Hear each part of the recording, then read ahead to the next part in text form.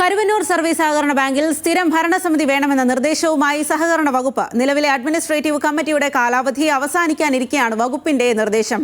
Bank നേരിടുന്ന പ്രതിസന്ധികളെ അതിജീവിക്കാനാകുമെന്ന വിലയിരുത്തലിനെ തുടർന്നാണ് സഹകരണ വകുപ്പിന്റെ ഇടപെടൽ ഉണ്ടായിരിക്കുന്നത്.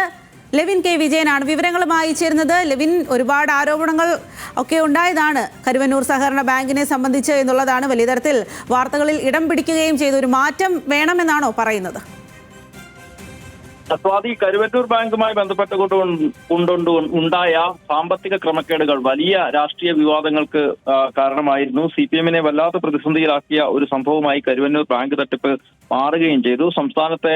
കരുവന്നൂരിന് പിന്നാലെ സംസ്ഥാനത്തെ വിവിധ സഹകരണ സ്ഥാപനങ്ങളിലെ തട്ടിപ്പുകളും അഴിമതികളും ഇതിന് പിന്നാലെ തന്നെ പുറത്തു വന്നിരുന്നു. ഇതിനിടയിൽ ബാങ്ക് വലിയ പ്രതിസന്ധി നേരിടുകയും ചെയ്തു. ഈ സാഹചര്യത്തിൽ ബാങ്കിന്റെ പ്രവർത്തനം സർക്കാർ ഏർപ്പെടുത്തിയ അഡ്മിനിസ്ട്രേറ്റീവ് കമ്മിറ്റിക്ക് കൈമാറിയിരുന്നു. വിവിധ കാലഘട്ടങ്ങളിലായി മാറി മാറി വന്ന അഡ്മിനിസ്ട്രേറ്റീവ് കമ്മിറ്റികളാണ് ബാങ്കിന്റെ പ്രവർത്തനങ്ങൾ ഇപ്പോൾ നടത്തി മുന്നോട്ട് കൊണ്ടുപോകുന്നത്.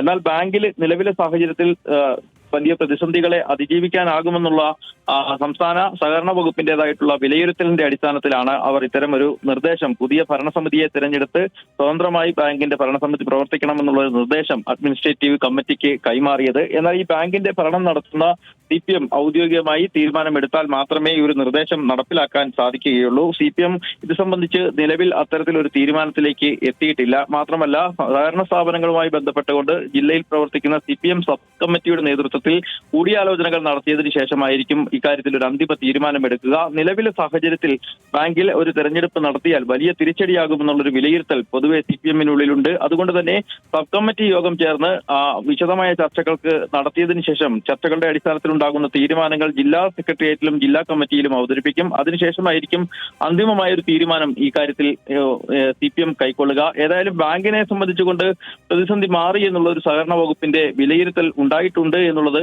നിക്ഷേപകർക്കും സഹകാരികൾക്കുമൊക്കെ ആശ്വാസകരമായ കാര്യമാണ്. പക്ഷേ ബാങ്ക് ഇപ്പോഴും പ്രതിസന്ധി നേരിടുന്നുണ്ട്. പക്ഷേ ദൈനംദിന പ്രവർത്തനങ്ങൾ മെച്ചപ്പെടുത്താനും സാമ്പത്തിക പ്രതിസന്ധിയെ മറികടക്കാനുള്ള നീക്കങ്ങളുമായി മുന്നോട്ട് പോകാനും കഴിയുന്നു എന്നുള്ളതാണ് കരുവന്നൂർ ബാങ്കിന്റെ അഡ്മിനിസ്ട്രേറ്റീവ് കമ്മിറ്റികളെ സംബന്ധിച്ചുകൊണ്ട് എടുത്തു പറയാനാവുന്ന നേട്ടമായി മാറുക. സ്വാതി. ശരി ലെവിൻ.